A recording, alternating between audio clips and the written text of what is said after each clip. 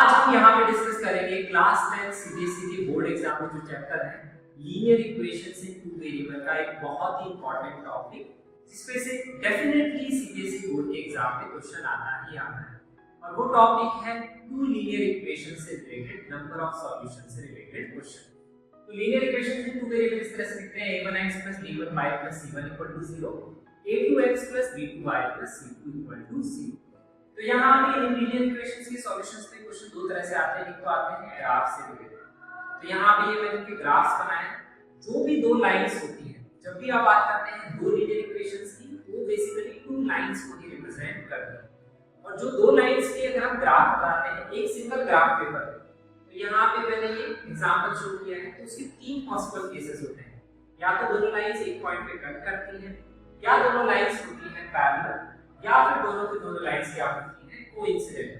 ये तीन ही cases total possible होते हैं। तो जब हम बात करते हैं इनके सॉल्यूशंस की, तो सॉल्यूशंस का मतलब होता है जब लाइन इंटरसेक्ट करती है तभी सॉल्यूशन एग्जिस्ट करता है। जैसे यहाँ पे लाइन इंटरसेक्ट कर रही है एक पॉइंट, तो अगर एक पॉइंट पे इंटरसेक्ट करती है दो लाइन, उसको हम बोलते हैं यूनिक सॉल्यूशन। अगर लाइंस पैरेलल होती हैं तो कभी भी आपस में इंटरसेक्ट नहीं कर सकती है, उसके केस में हम बोलते हैं नो सॉल्यूशन। और जब हम बात करते हैं लाइन बी के ऊपर एक होती है तो उसको बोलते हैं कोइंसिडेंट लाइंस। तो कोइंसिडेंट लाइंस को हम क्या बोलते हैं इनफाइनाइट सॉल्यूशन, क्योंकि ऐसे बहुत सारे पॉइंट्स हैं जहां से दो लाइंस पास कर रही हैं, तो उसी को सॉल्यूशन बोला जाता है। तो सॉल्यूशन बेसिकली होता है पॉइंट का x और y कोऑर्डिनेट जहां से दो लाइंस पास कर रही हैं। ऐसे हम ग्राफिकली इसको रिप्रेजेंट करते हैं। और एक कॉमन वर्ड है जो क्वेश्चंस में आता है, पूछा जाता है कि ये दो लीनियर इक्वेशंस कंसिस्टेंट है या नहीं है, या इनकंसिस्टेंट है। जब मैं कंसिस्टेंट वर्ड की बात करता हूं तो उसका मतलब होता है दैट इज सॉल्यूशन एग्जिस्ट करता है। सॉल्यूशन कब एग्जिस्ट करेगा, जब लाइन इंटरसेक्ट करेगी, तो उसके केस में हम बोलते हैं unique solution, that is one solution. और इसी केस में लाइन इंटरसेक्ट नहीं करेगी, इसलिए इसको बोला जाता है इनकंसिस्टेंट। और इसको भी कंसिस्टेंट बोलते हैं क्योंकि इनफाइनाइट पॉइंट से लाइन पास कर रही है, that is infinite solution. Consistent और इनकंसिस्टेंट वर्ड का मतलब पता होना चाहिए। Consistent denotes solution exist, that is unique solution and infinite solution. Inconsistent मतलब सॉल्यूशन एग्जिस्ट नहीं करता है, मतलब नो सॉल्यूशन की बात कर रहा है, मतलब पैरेलल लाइंस की बात कर रहा है। अब हम यहाँ पे इससे रिलेटेड कंडीशंस क्या लगाते हैं, तो ये तो क्या ग्राफिकल। तो बोर्ड में क्वेश्चन ऐसा आ सकता है, आपको ग्राफ बना के दिया हो सकता है, जैसे पैरेलल लाइंस का, और पूछ सकता है कि ये कंसिस्टेंट है, इनकंसिस्टेंट है, none of these and so on. तो ऐसे क्वेश्चन एग्जाम में आ सकता है, तो आपको पता होना चाहिए कंसिस्टेंट वर्ड का मतलब होता है सॉल्यूशन एग्जिस्ट करता है, इनकंसिस्टेंट मतलब सॉल्यूशन एग्जिस्ट नहीं करता है। अब हम यहाँ पे कंडीशंस की बात करते हैं। तो इंटरसेक्शन लाइन जब होती है यूनिक सॉल्यूशन की केस में कंडीशन ये होती है a1/a2 b1/b2 is not equal.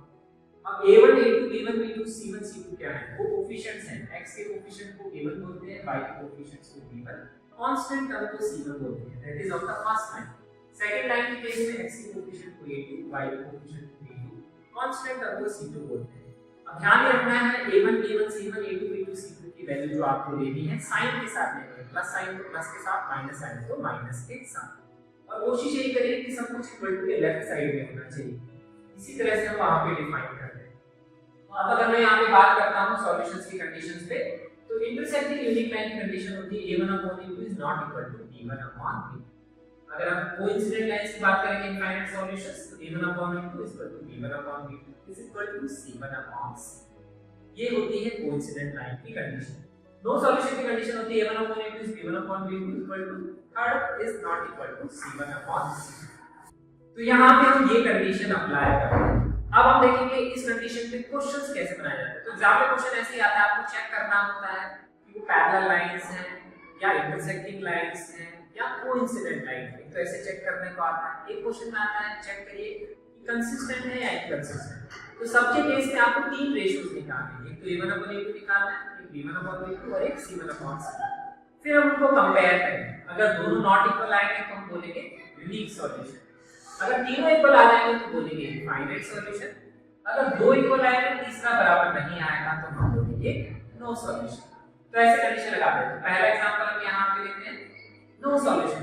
तो आपको ध्यान रखना है जो भी आपको दो लाइंस लिखी हुई हैं उसमें आपको सबसे पहले a1 b1 c1 a2 b2 c2 लिखना है।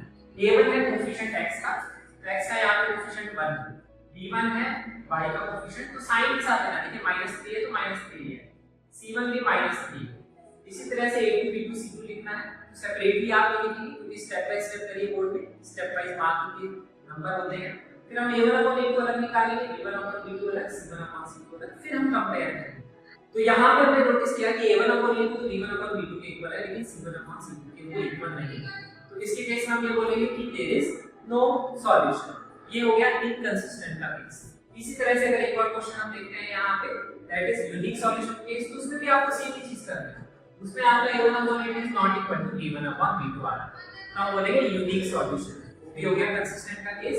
और तीसरा अगर हम यहाँ पे केस लेंगे, दैट इज इनफाइनाइट सॉल्यूशन का, तो उसमें क्या होगा, a1 upon a2 b1 upon b2 c1 upon c2 बराबर आ जाएगा।